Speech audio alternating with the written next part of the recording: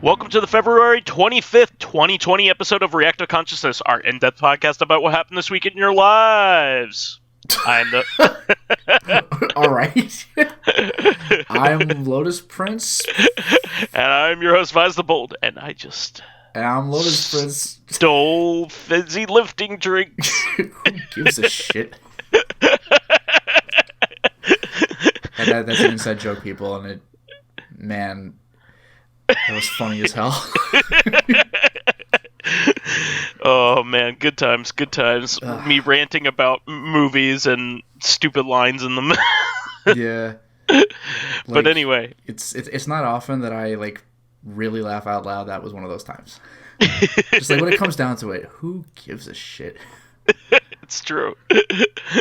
After Augustus Gloop falls, no, I was gonna say after Augustus Gloop falls in the river of chocolate, this is what pisses him off.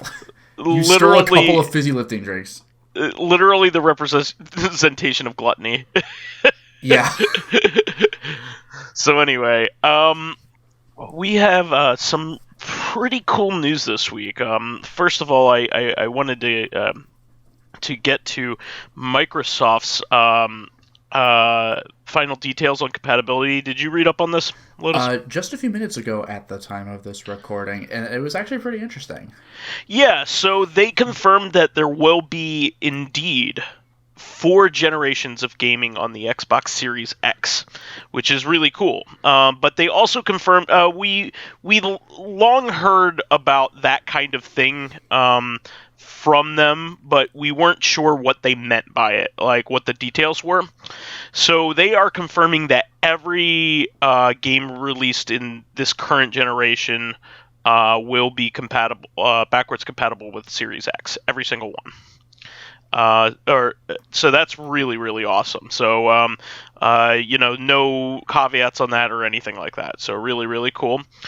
And they confirmed what they meant about the other generations, being that they are basically taking the approach for that they did with the Xbox One, in that the titles that they've already made available for backwards compatibility for the original Xbox and Xbox 360 will carry forward. Yeah, that's pretty great. Which is really great. So that actually means that everything that is currently playable on the Xbox One will remain playable. Will remain playable.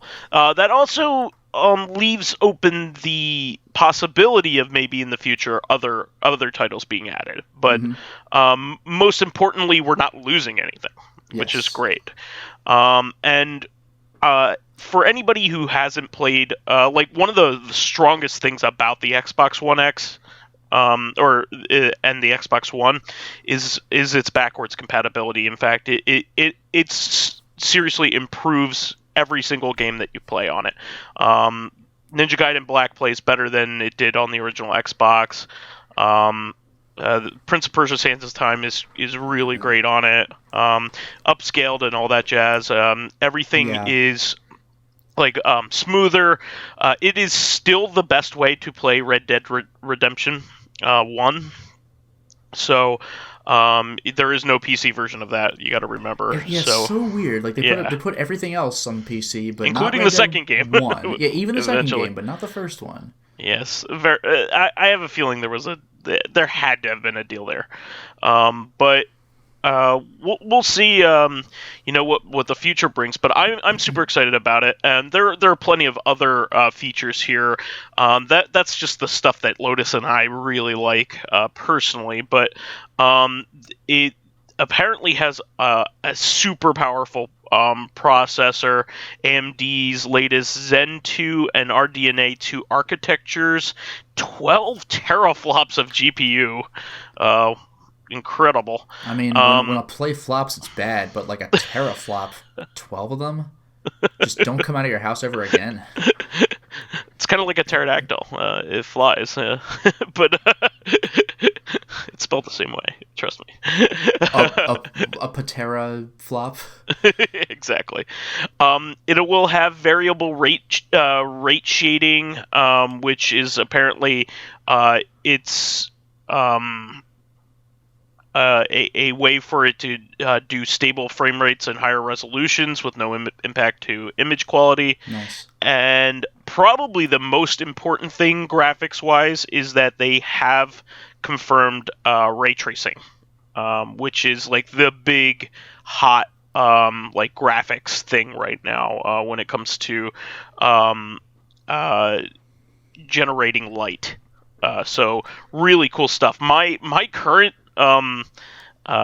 GPUs, my current graphics processor in my like really nice computer, can't even do that right now. So just to give you an idea, and I have a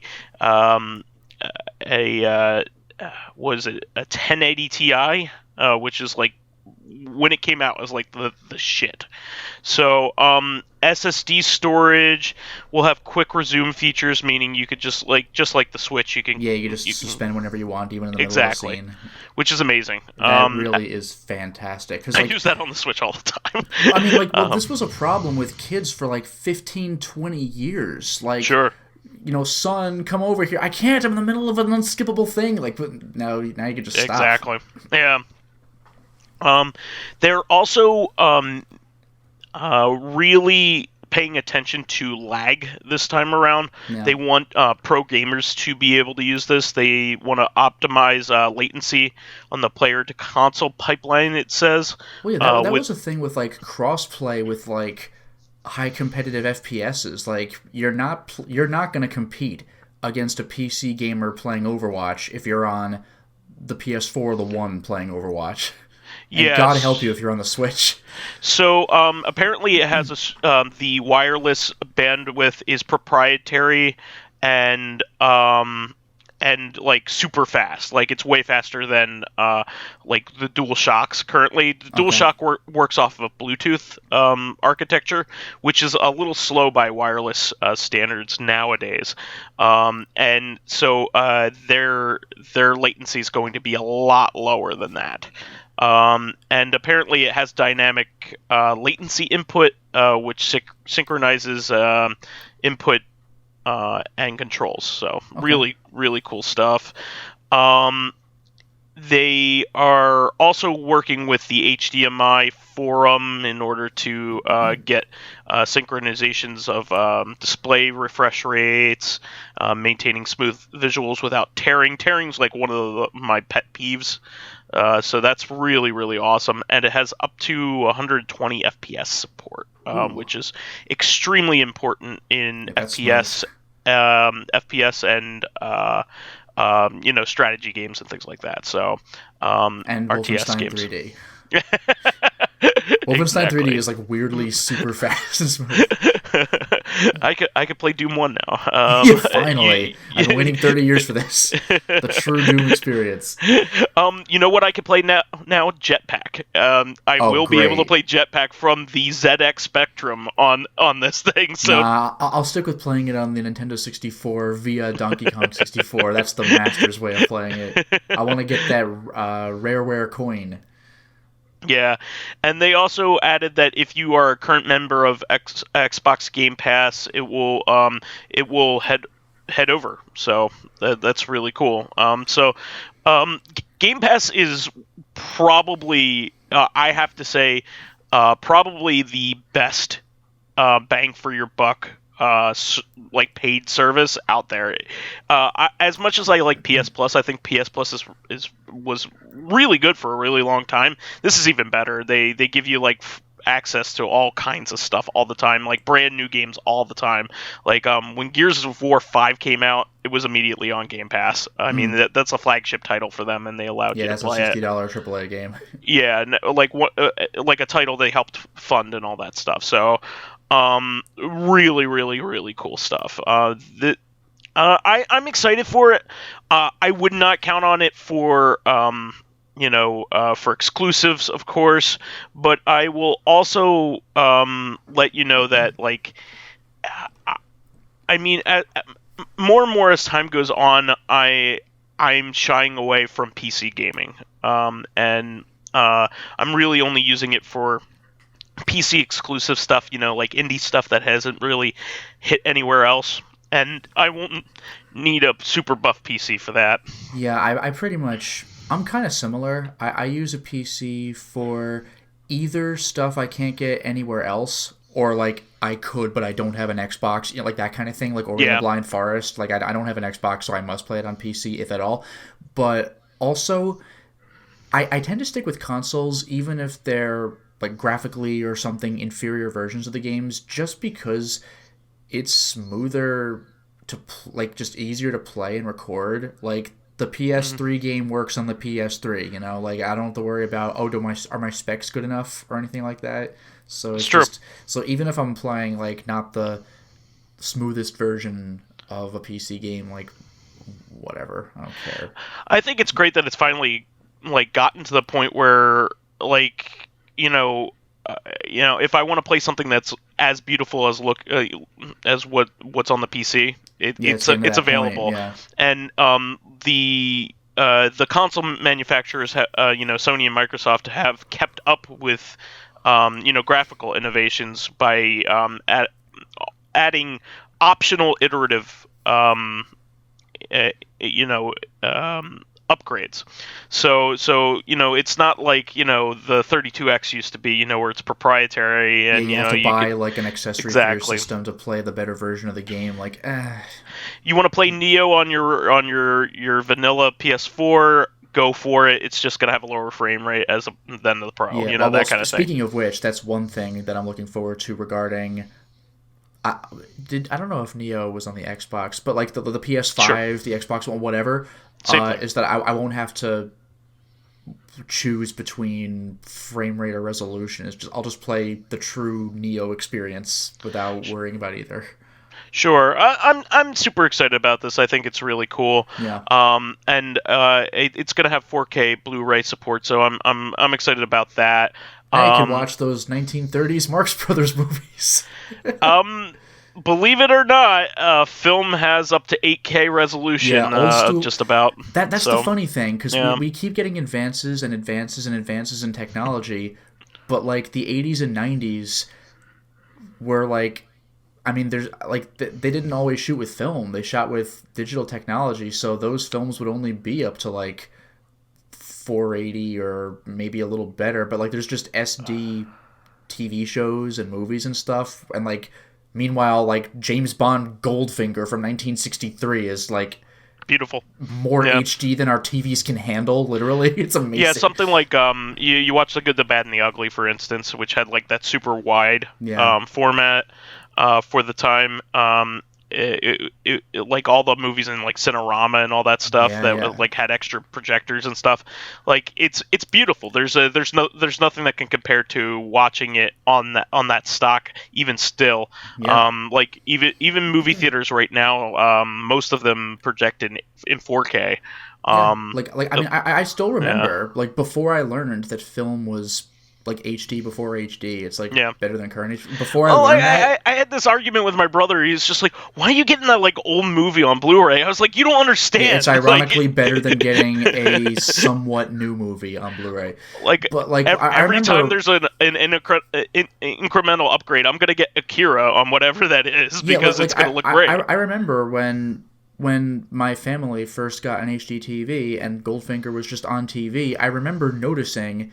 It was not a stretched image, like it was actual HD. I couldn't believe how clear it was, and I didn't know why that was the case. This movie looks better than it has a right to. There are even some shows that were filmed on film. Oddly enough, back then they're rare, but there are a few. I think like X-Files was one of them. Okay. So like, and they also filmed it in widescreen without knowing that they would. They filmed it in widescreen, way ahead of its time, knowing full well that like maybe someday people would want it, great. And they also framed it that way too, so there's not garbage on the sides. And, I have seen stuff like that where it's like now you get the widescreen experience, the stuff you couldn't see before, and a lot of it's just weird and like there's a reason you've only ever seen them cut off. It's like, okay, thanks for that, I guess. Yeah, there's like boom mics. There's another guy standing there. Okay, thanks. Exactly. Yeah. Exactly. But like for a while there, Kubrick only wanted like on like VHS and stuff like that, like his SD versions of like the cropped versions of his movies, because he didn't want some like Joker doing like pan and scan. So he wanted his own versions, and for a long time, even when DVDs came out, you couldn't get the original like projected form of the movie. Jesus. Because like he had mandated that he's just like, I only want this is it, because he didn't see people getting widescreen televisions eventually. So he eventually you could get like Blu-rays of the widescreen versions, but like for a long time, like movie fans could only get cropped versions of his movies. Yeah, because if you're watching a VHS, odds are it's a 4x3 CRT TV. Like, you're probably not watching a VHS on a widescreen HD. There were widescreen versions. You could buy widescreen VHSs back in the day, but it was very rare. Yeah, and even DVDs, a lot of them, most people you could buy didn't the know widescreen or the full screen versions. You'd pick a DVD. Yeah. Some offered both, but sometimes you had to just pick one. Certain movies were really difficult to get the widescreen version. I remember, like the Bourne Identity in particular, like the original Bourne Identity was mainly released in SD. It just makes me think of when you bought like anime tapes back in the day. You had to read the tape carefully. Is this subbed or dubbed? Because it was certainly not both. And censored too. That was I think I remember like DBZ tapes like DVD, having like 3 or 4 versions. There was a whole other world of those, because I mean you got the censored version on TV, because DBZ could get pretty violent at points, and like there was a lot of stuff that we just didn't know was in there the whole time. Yeah, crazy stuff. But I just wanted to go over this because it seems like Microsoft has a really good plan for this time around, and I was surprised by it, so I thought it was really cool. Going along with that, CD Projekt Red had a really cool tweet, like right as like Microsoft was putting that out. They put out like a really bold like thing to say and an awesome thing to say. They said gamers should never be forced to purchase the same game twice for upgraders. Owners of Cyberpunk 2077 for Xbox One will receive the Xbox Series X upgrade for free. Yeah, that is great. Out. Like when you buy the game, you own the game. It's kind of like crossplay, like PS3 and Vita, and some cases PS4 and Vita. You don't have to buy the same game twice. In some cases, sometimes you do. But like your save data will transfer, but sometimes they'll just give you the code to both, which is kind of nice. Yeah, one of the like advantages to Steam, for instance, is that the vast majority of games that like if you've bought in the past will like most companies will give you the upgrade for free when they do a remaster. Yeah, when you buy it, you buy it. And even in some cases where that wouldn't normally happen, like with Dark Souls Remastered, it's kind of a different game. No, they gave you a free. Yeah, they made a point of it, though. It wasn't just like, oh, it's just a like an upgrade. Like the company was like, oh, we're going to let you have this. If you don't, you got to buy the remastered version, but if you do, we'll throw you a bone. It's not just like a patch or something like that. It was a different copy, so it was cool of them to shout that out. Yeah, a lot of games have done that, like Darksiders, when they upgraded the first game, you got that for free. When they upgraded the latter Red Faction games, they gave you those for free if you already owned them. Really cool stuff. It's really cool that most companies do that. Like, it's really cool. I mean, Jamestown had a small fee, I think, to upgrade if you already had it. It was less than buying it brand new, which is pretty cool. So, really cool stuff. Along with that, Cyberpunk also had some other news this week. Witcher 3 for Switch, which apparently is pretty much a miracle, like that it works and that it's good. Mind-boggling, yeah. It took a little bit of a graphical hit, but not like too bad. Like by most people's standards, it's still like amazing that it runs that way. Mm-hmm. They gave it a huge graphical upgrade that gets it even more in line with the other versions, and for free, obviously. And here's the big thing, and nobody expected this. They also gave everybody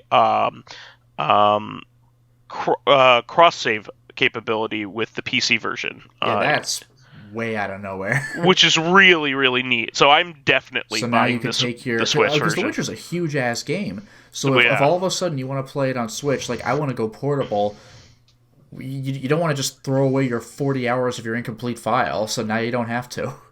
Yeah, this is really neat. Like I was never considering buying the Switch version because I wanted to carry my saves forward from like the original game and go forward like that. Because you could do that just like Mass Effect, and yes, but it does have to be PC and PC. You can't exactly. So like you're gonna have to work your way into the PC version of Witcher 3 and then cross the save over. So like that's whatever. I don't actually know what crosses over from 2 to 3, but whatever it is. Relationship stuff mostly. I guess that makes sense. Okay, yeah. So if that's good, because I know between 1 and 2 there's like the end game weapon would cross over. Yeah. So yeah, if there's plot stuff, then I guess you're already good. But if there's more specific like items or something, then I guess the Switch will probably keep that in mind. If not, then just grab the item and swap over. Yeah, I am definitely going to get the Switch version when I get to that point because I'm sure it'll be a little cheaper by that point. By the time I get to it, and because I haven't even beaten the first game yet, and yeah, I mean all these games are major time sinks. I will really want to switch between the PC version, which looks beautiful, to the Switch version. Unbelievable looking, like even just screenshots, you can't believe your eyes. Yeah, I'm super psyched on this. This is really cool, and this works on the GOG and Steam version of the game, so that's awesome. That's really, really cool.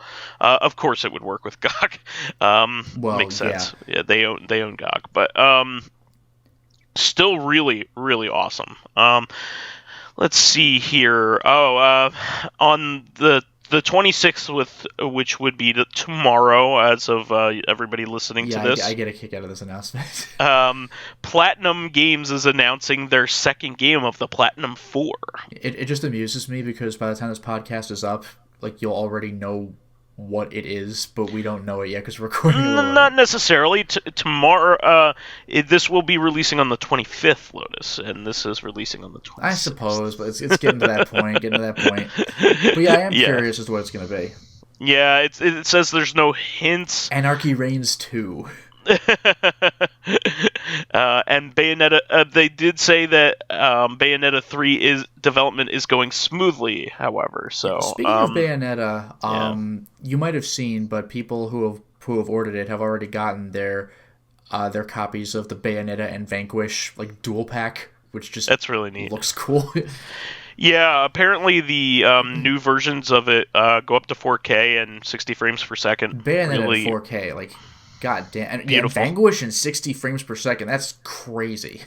Beautiful. Like everything's happening at once in Vanquish at all times.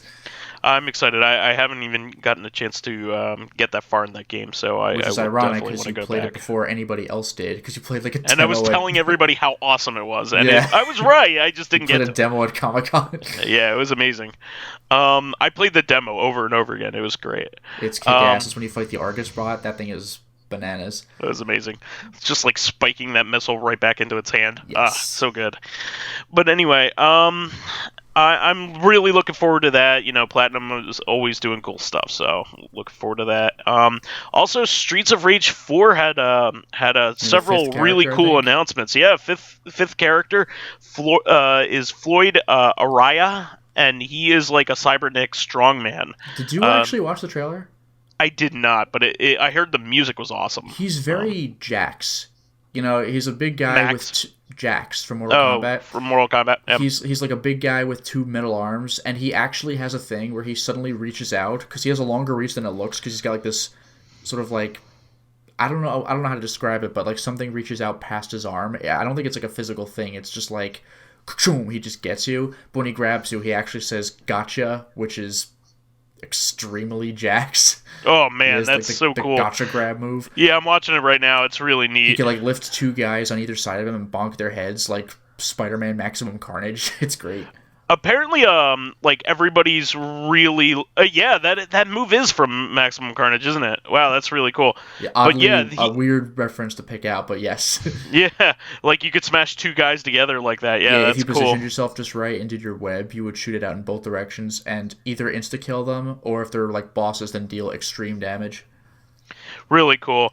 Everybody who's played the game has said that it plays great. By the way, yeah, that's good. Yeah, this is made by Lizard Cube, and they have like a ton of great experience. They made the what was the Wonder Boy Dragon's Trap remake that was phenomenal. So the company that's making it is really, really good. It's being published by .emu, but they're not developing it.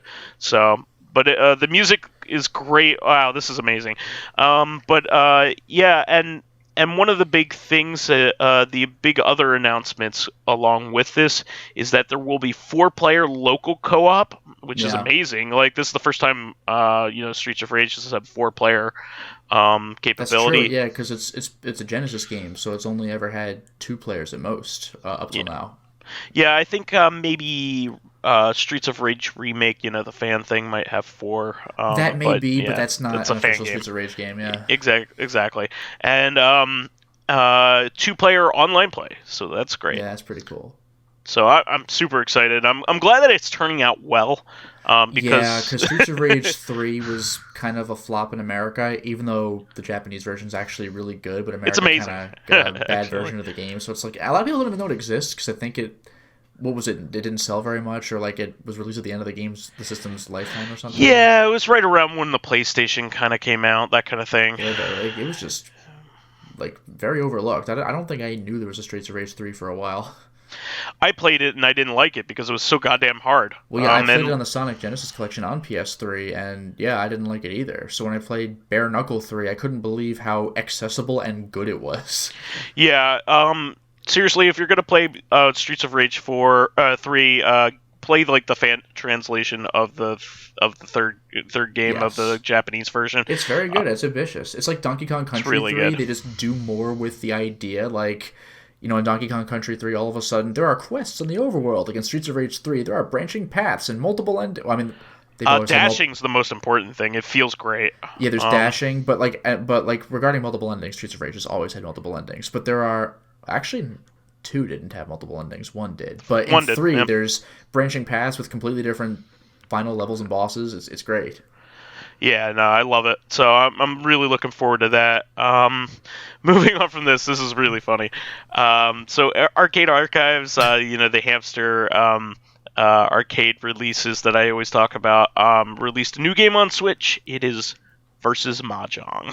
Finally. I am the kind of guy that buys most of these. I don't know. You a hardcore Mah-Jong player? It's not even that. It is the arcade version of the NES version of Mah-Jong. So not only is it Mah-Jong, but it's like super bare bones, like old ass Mah-Jong. Jesus. I think I'll stick with Yakuza, like Judgment Mah-Jong.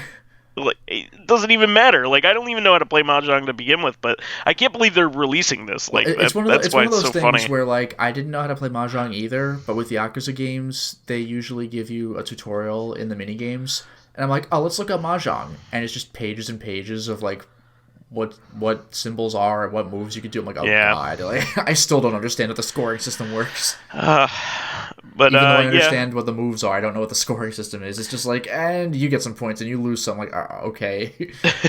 I think they're starting to run out of like Nintendo arcade games to release on this because like they're getting near the end of them. Like well, they could start moving to Famicom. Give us Famicom Wars. Well. So Arcade Archives is by the hamster guys, and they've been doing really well with releasing like the arcade version of Balloon Fight, which is quite a bit different than the home version. So that's like a really cool thing that they did. The arcade version of Excite Bike, that's really cool. Because it's a lot different than the console version. There's like a lot more to it. Actually, they the levels are unique. So it's not just the same game. Although the console version does let you make your own levels, though, doesn't it? It does, but the arcade version has a lot more levels than the NES game does. Okay. And they're all unique. I don't think there's any crossover. So like it's really cool. It's definitely worth getting. But like the big one that they released, were the Donkey Kong games, all 3 Donkey Kong games. Yeah, that's pretty great. And Punch-Out, the original Punch-Out. I really hope... You said all 3 Donkey Kong games. The second one was Donkey Kong Jr., right? That's correct. Okay. Donkey Kong Jr., Donkey Kong 3 are all on this, are all on the Switch now. Arcade versions at that. The major one that I've been really hoping that they do is Super Punch-Out, but I'm... Was there an arcade version of Super Punch-Out? Oh, yeah. There were 2 Punch-Out games in the arcade. Wow. But here's the problem. Before there was Punch-Out on the NES, there were 2 Punch-Out games already. So okay, yeah, I only knew about original Punch-Out, like jab, body blow. Yeah. Disco Kid comes from Super Punch-Out, I think, and Bear Hugger comes from Super Punch-Out. Yep. Well, but Bear Hugger, I know he was in like Super Nintendo, Super Punch-Out. Disco Kid, I thought was new. I'm sorry, it's not Disco Kid, but it's the character he's kind of a revamp of. Okay, like Piston Honda instead of Piston Hurricane, that kind of thing? Correct. Okay, yeah, exactly. So, anyway, I recently thought about it, and I was like, I don't think that's going to happen. Super Punch-Out, guess what character Super Punch-Out has in it? Well, the original Punch-Out had an Italian guy modeled after a real-life actor, and his name is Pizza Pasta. So are we going in that kind of direction? No. Okay, do you know the original name of Soda Popinski? Oh, yeah, Vodka Drunkinski. There is not a chance that I think that Nintendo will allow that to get back out there. Well, they got Pizza Pasta. Yeah, but Vodka I know, Drunkinski... it's a little alcohol, yeah. Yeah, it's an alcohol reference. Like everything else is a little like, but like this one is like, Yeah, I don't know about this. Yeah, so I don't think that one has much of a chance, unfortunately. So, and what was the arm wrestling game is definitely not coming. That's too bad. I wanted to see like suddenly it was you're gonna play arm wrestling with your Switch? How are you gonna do that? Come on. They got to install something in the like the gyros in the tiny Switch controllers, so like it somehow produces resistance. I don't know how that makes no sense at all. Feedback, yeah. We gotta go back to 4chan from like 15 years ago and get those like troll science comics. You ever see those? Oh yeah. Those are the funniest things in the world. Magnets for everything. Yeah, magnets for like 80% of the comics. Yeah. I actually saw a relatively recent one put around on Facebook for some reason. It was just like oil does not mix with water. It floats on water. Wait for it to rain heavily. Cover yourself with oil. Fly. It's like, what? My favorite one is like get like a fishing rod and put a big magnet at the end of it and hold it in front of your car. Never pay for gas. Oh no! Like my favorite one is actually similar to that. It was based on the real life phenomenon where if you drive very close behind like an 18-wheeler, you don't get like the wind drag because so you get very slightly better mileage. So the troll comic was like attaching your car to like an 18-wheeler, but like not someone else driving it. You like put an 18-wheeler on the front of your car, so now you have to drive both of them. And you're like, yes, perfect. It's like it makes it completely stupid. You're just adding like tons to your wind. So funny. That's great. But they did add a game that wasn't publicly released, like Skyskipper, which we were very happy to get. So I mean, like they've gone above and beyond with the releases of the Versus games and the Nintendo arcade games. There aren't many from that era left that I know about. There's Versus Duck Hunt where you could famously shoot the dog. Yeah, that's but that's not coming, I bet. Yeah, nobody knew about that. Speaking of Versus Duck Hunt, a lot of people didn't know it existed, but on NES Duck Hunt, you could play like with 2 players, and I think the second one could like control the ducks. Sure. Like, nobody knew that, even though everybody owned that when we were kids. Me and my brother used to do that when we were kids, actually. It's like E.T., for the Atari. Everybody says it's the worst game ever, and it makes no sense. But if you read the instruction manual, it actually is playable. It's just that nobody knows how to play it. It's slow, and it sucks. Moving on from this, we've talked about this game before, but this is really cool. World of Horror has released on Steam Early Access. So this is the game that kind of like is a love letter to like Junji Ito, but it's like pixelated graphics, kind of like the nightmare. Old Mac Venture. Work is just so unsettling all the time. Yeah, it's like a love letter to Junji Ito and H.P. Lovecraft. It has similar, it has almost like Apple II esque black and white. Yeah, black and white, like pixely kind of look. Yeah, like Shadowgate, like old Shadowgate, older than NES Shadowgate. Exactly, yeah, the Mac Venture games. It looks really cool. Apparently, it's a roguelike. Which is fuck. Yeah. Roguelikes are scary enough just because you lose everything if you die, but like Junji Ito roguelike, fuck that. Yeah. So can you imagine, like, all of a sudden your girlfriend turns into a snail? Like, yeah, it just makes me think of Baroque. Like, a roguelike in this universe? Fuck this. Yeah, exactly. I'm really looking forward to this. I bought this on itch.io, and apparently the update that went to Steam actually went to the itch.io version, and that was super cheap, so I'm super happy. Nice. So it's up to date. Yeah, so I think it's $14.99. It's still worth it. It looks beautiful. Definitely check it out. Terrifying. What's that? Freaking terrifying. Yeah, exactly. I gotta read more Junji Ito. And, like, the thing is, Junji Ito himself actually kind of borders into Lovecraftian territory sometimes. Oh, it's sure. Pretty great. Yeah. You'll be happy about this. A new House of the Dead thing is coming out. Well, I've heard of Scarlet Dawn for a while, but the fact that it's finally moving along, it's pretty nice. Yeah, apparently it's like a theme park attraction, which is pretty cool. That is crazy. Like, yeah, Scarlet Dawn, that is nuts. Apparently there is only one other game that I know of that's similar to this, and it's like Galaga 5. So yeah, they had like this gigantic theater-sized Galaga game when we were kids back in the late 90s. And like there were like different versions of that all over the world. I was lucky enough to play one at my local Dave & Buster's in Philadelphia. And they ported it to the PlayStation, believe it or not. So you could it's Japan only, but you can get it. But apparently there was like some kind of crazy 20-person version that only existed in Japan. But I'm this is really neat. It's coming to a place in Tokyo, Joyopolis, which is probably a theme park of some sort. It sounds like a Sonic the Hedgehog level. It does. Joypolis zone. Casino Night Zone, yeah. But yeah, it's apparently a 12 player light gun game. That is 4 players per insane. 4 players on each of 3 screens.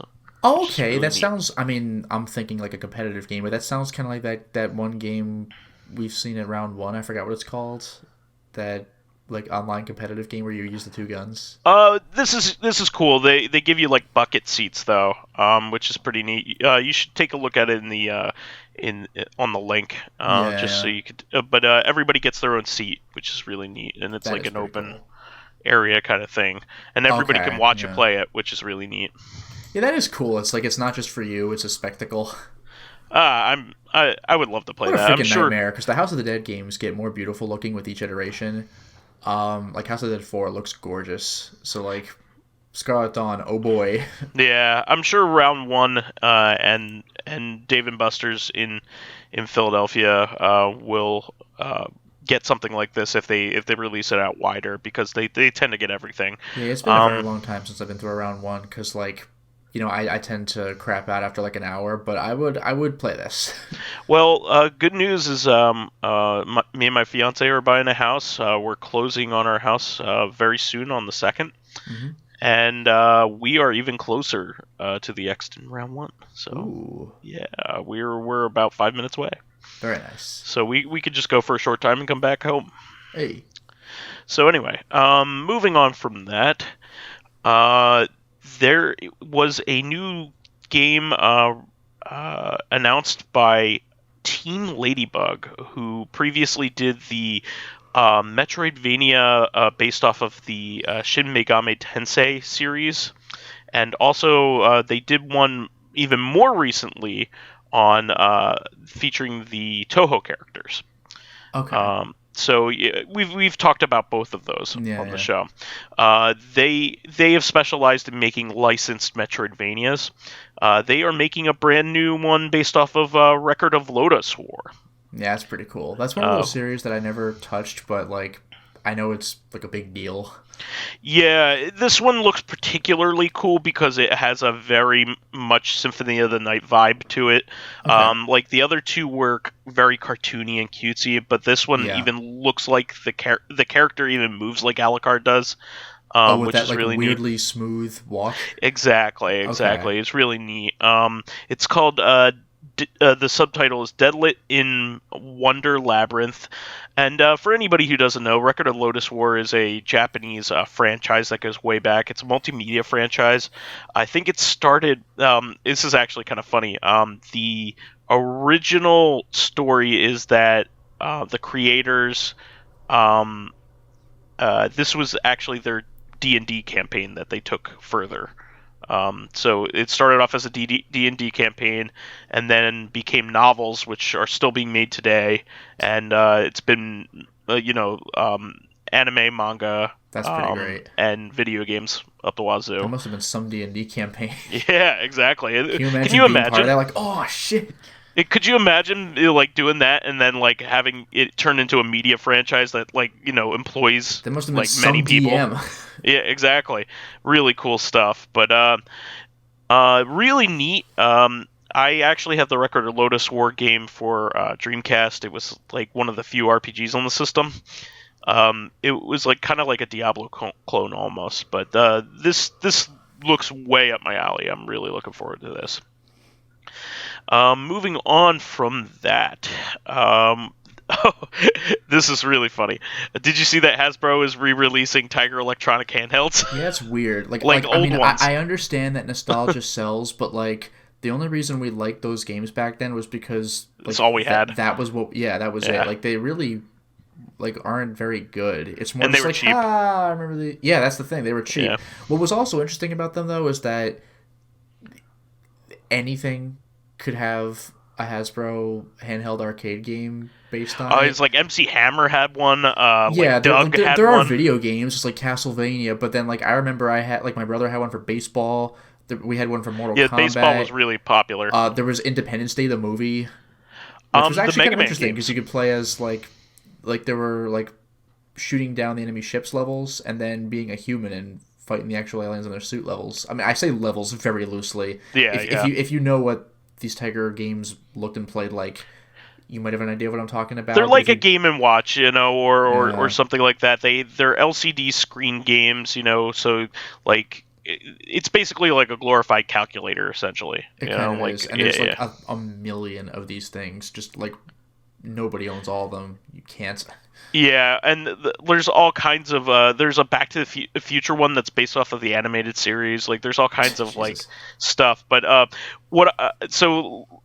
they are taking pre-orders for these at GameStop for $14.99 each, which isn't a terrible price actually. Yeah, still cheap, Little Mermaid, which is surprising. That's a big thing.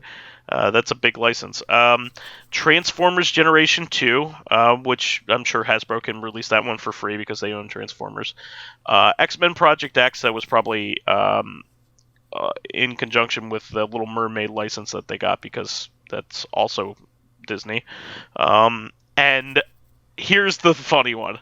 Yeah. Sonic 3. Which, didn't that exist back in the day? It did, but what's funny about this is the first time that Sonic 3 has been released since the Xbox 360. All right. So don't say that you can't get it here, folks. Sonic 3 is here. Let me know when they re-release Independence Day. Yeah, I had the Marble Madness one, and it was actually quite good. I really enjoyed that one because it's more of a puzzly kind of thing. So yeah. I just thought that was funny. I wanted to throw that in there. If you're gonna go back and have any kind of nostalgia for these types of games, the Nintendo ones are way better. The Game & Watch games are actually fun, I would say. So if you don't even like those, don't bother, because these games tend to be really hard and frustrating too. On top of everything. This is really cool. Falcom is and Exceed, I believe, are updating the PC editions of Ys Memories of Salsetta and Ys Oath and Felghana. Oath and Felghana, in particular, has been on PC for a very long time. US released it for a very, really long time, let alone, when it originally released in Japan. Let me see. I'm pretty sure it's over 10 years old on Steam now. Was this one of the ones that was also on PS2? Oath and Felghana never came to PS2. It came to other systems later. Maybe I'm thinking of Ark of Nephishtim then. Ark of Nephishtim was the one PS2? on PS2. Yeah. Okay. So Ark of Nephishtim is Ys 4, okay. Or no 6. I'm sorry, is Ys 6. Memories of Salsetta is a remake of 4. But Oath and Felghana is a remake of 3. Jesus. Oath and Felghana is the second game of the modern games, where Ark of Nephishtim is the first. This is widely considered by a lot of people to be probably the best Ys game. It is a remake of probably one of the worst Ys games, which is Ys 3, which is odd enough. But it was released on March 19th, 2012. So just to give you an idea of how long they've been supporting this fucking game. Yeah. And you could buy it for $4.50 right now, and they just updated it to have additional features. That's amazing. They are adding English voices to it because it was Japanese voices only for a long time. And Memories of Salsetta, which only recently came to PC, that used to be the Vita exclusive game. Yep. It gets Japanese voices. They only had English voices, probably because of when they localized it, they probably could only choose one or the other because of size limitations of the Vita. Yeah. So they probably weren't able to restore it when they brought it to PC. So this is amazing. So you'll be able to choose between Japanese and English voices for both. And the voice acting is quite good for this series, so definitely take advantage of it. I also wanted to mention that this Way of the Samurai game, it's called Katana Kami, the Way of the Samurai story. We talked a little bit about it last week. Apparently, it's finally out on Switch. I did not know this, but apparently it is a roguelike. Okay. So it has characters from the series strewn within, and there are even references to Shiren the Wanderer because it's it's a roguelike. A very odd choice for a Way of the Samurai game, especially considering the fans of the series are expecting a certain thing. But that's cool, I guess. Something a little bit smaller than what people are used to. But I wanted to mention that. I also wanted to mention, we've been talking about this for a few weeks. The Double Dragon and Kunio-kun Retro Baller Bundle did get its release on Switch and apparently and PS4. Apparently, it's an amazing. They did an amazing job. Apparently, the emulation that they're using actually has some bug fixes and allows more sprites to be on screen than the actual NES does. So this is actually better than playing the original version of the game. And even if you were to throw these ROMs on real hardware, they wouldn't run as well. So I'm really super excited about that. Apparently, Frank Cifaldi, who works for Digital Clips, and he worked on the SNK collection and the Mega Man Legacy collection. Apparently, they did an amazing job here. In addition to the 11 new translations, which is unheard of, 11. Yeah. I am super excited for this. I will definitely buy it once I'm out of house buying mode. But really, really, really cool stuff. Super Dodgeball in particular was very flickery because of the limitations of the NES. So I'm excited to play that on there. Going along with that, on the 25th, Samurai Shodown. This is the new Samurai Shodown, is releasing on the Switch. So that would be today. That's pretty cool. I'm looking forward to hearing the reviews to see whether this version's good. One thing I am interested in, there's a pre-order bonus, and you get the Neo Geo Pocket Color version with the game, which is pretty cool. Yep. So I don't think there are any Neo Geo Pocket Color games ported to anything. So no, I can't think of anything that's been officially ported. So really cool.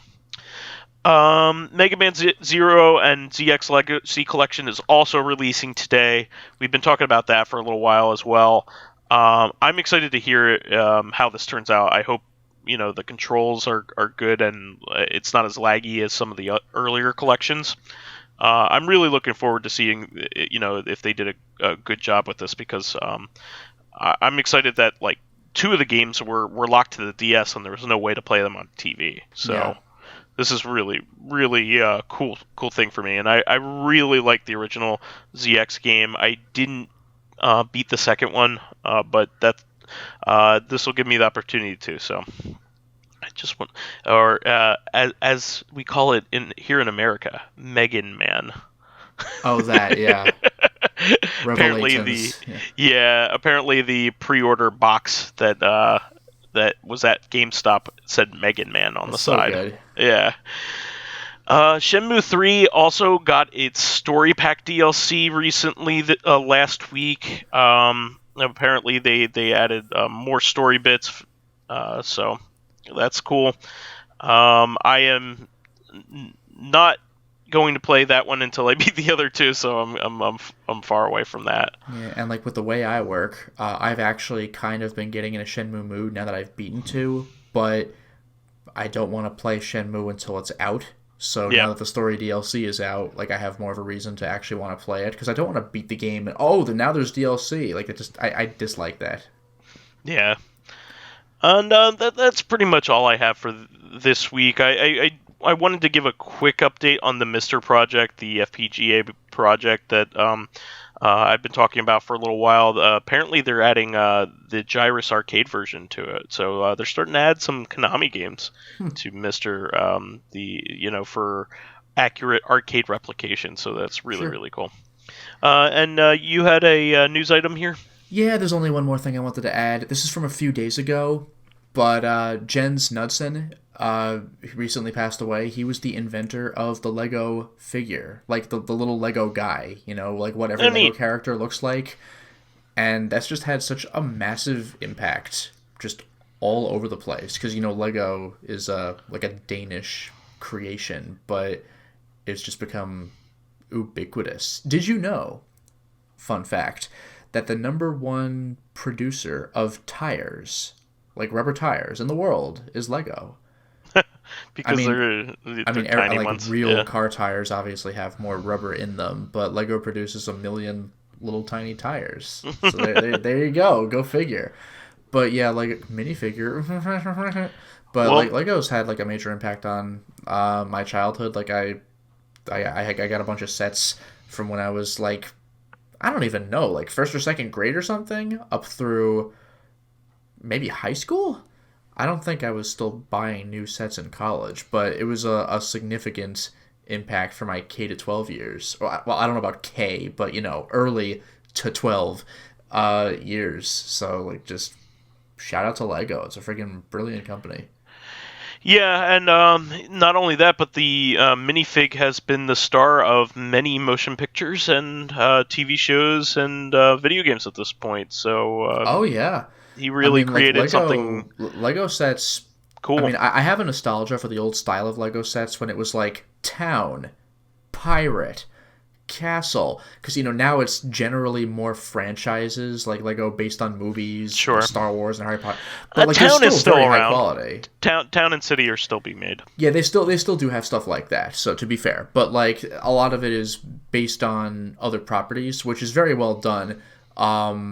It's like, so it's gone in a bit of a different direction, but the stuff is super high quality, and the Lego video games have just been amazing across the board.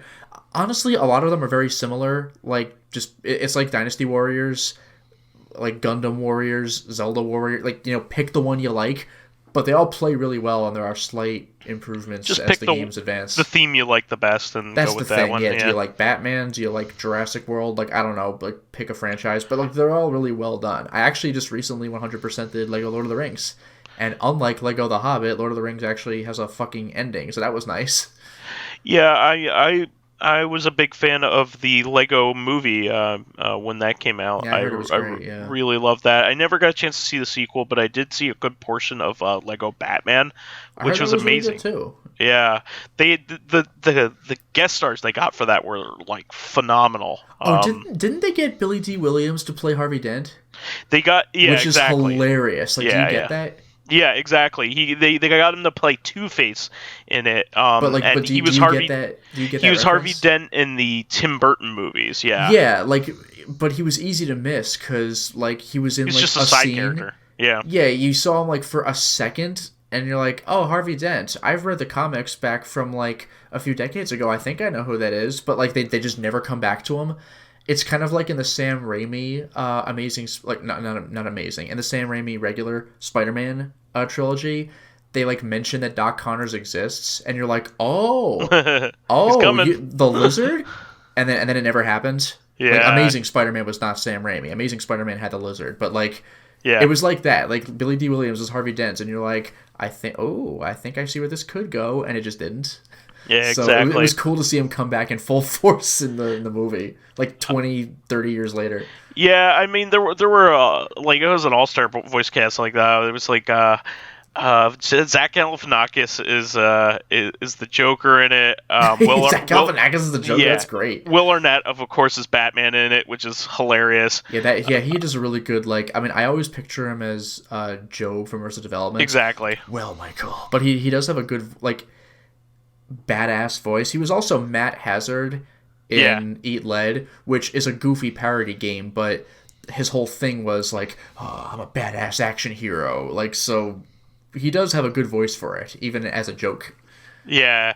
Was it Michael Cera was Robin going to an Arrested Development reunion there? Yep. I think Conan O'Brien is the Riddler in it. Oh, that's a clever idea. Did you know that's not Conan O'Brien's first Batman role? Really? Really? I did not know that. It was one of the DC animated movies. Okay. I forgot what it was called, but it was the one that was a take on The Dark Knight Returns. Oh, okay. Do you remember the comic The Dark Knight Returns where Joker's on not Letterman? Yes. And he like kills Letterman? Well, he was on not Conan in the cartoon movie, and the guy was voiced by Conan. Oh, wow. That's so Conan amazing. was like that talk show host who gets killed with his whole audience with the laughing gas. Jesus. Yeah. Wow. Like, it was like a reenactment of the comic scene, except with Conan instead of Letterman, because, topicality. It's kind of like in Iron Man, how we were fighting Iraq instead of, like, Korea, because that's just a dated thing at that point. Exactly. Well, that was apparently a pretty good adaptation of The Dark Knight Returns, so yeah, I've seen clips, and it's just like, whoa, like, they are not fucking around in that thing. That was a brutal comic. There's a really good part where, like, you know how it concludes toward, like a carnival? Yeah. There's a part where Joker just grabs some kid, like some little kid that he can like lift up and take him hostage, and he's running, like, he just snatches the kid up and runs away while Batman's chasing him, and the little kid is like, are you the Joker? He's like, yes, I am. And he's like, Batman's gonna kick your ass, and Joker's like, well, he's gonna have to go through you first. It's just like, ugh. It's freaking brutal. Well, that was really awesome. I think Will Arnett's doing a new Lego show. It was like a Lego competition show. Yeah, like he's hosting a Lego competition show on Fox. Will Arnett's just so fun. Yeah. Speaking of new game shows, did you see that Hot Ones has a game show now? I don't know what that is. Okay. So Hot Ones is a YouTube show where they have a host interviews a celebrity and will ask them a bunch of like tough interview questions. Okay. And each time that they do it, they have a bunch of chicken wings in front of them, and they put hotter and hotter hot sauces with every single question. It gets hotter and hotter. I've seen a YouTube channel that's like this, where it's just review a video game for like a minute or two after having eaten like a glowing hot pepper of some kind, and you get a glass of milk at the end. So they have like celebrities, like Shaq, or like they have like Aubrey Plaza or something, and they're eating each one. They even had like Gordon Ramsay. They had big people on there, Sure. And they sit in there and they could barely do it, that kind of thing. And for vegetarians, they have like they do like a vegetarian version for them. But yeah, the questions get increasingly irritated, and like it makes it difficult for them to answer the questions because it gets so fucking hot. Yeah. But they have a whole game show based around it now, which is pretty cool. It was actually pretty entertaining. So nice. So anyway, I think that is the show for this week. Unless you have anything else there. No, I think I'm good. Okay, you've reprimanded me enough. I feel sorry enough about my fizzy lifting drinks. I'm very sorry. You stole fizzy lifting drinks. Shut up. That is the show. What about every other kid who's fucked up some giant thing in your factory? But no, I'm the one who gets the riot act. Fine, asshole. Also, I won your contest, so get the hell out. Candy is dandy, but liquor is quicker, Lotus. Please remember to subscribe to the Corrective Consciousness YouTube and Soundcloud pages. While there, please give us thumbs ups, likes, and 5-star ratings on iTunes. I said that a lot better than the intro. It helps promote and spread awareness of the show, and any bit of encouragement helps keep the show going. And I'm Lotus Prince. You can also catch us on Thursday for our sister podcast, Corrective Consciousness, the podcast where we explore the inanity of pop culture. Finally, you can friend me as vysethebold on pretty much everything. And you can follow me on my YouTube channel, Lotus Prince. You can hit me up on Twitter at Lotus Prince. And finally, if you are interested in seeing my videos early, getting in on exclusive live streams, selecting upcoming games for me to Let's Play, or getting in discussions with me and other patrons on Discord, then perhaps consider swinging by my Patreon account, which can be found at patreon.com/LotusPrince. All right, everybody, keep your noses clean, and we'll see you on Thursday. Until next time, everyone. Bye-bye.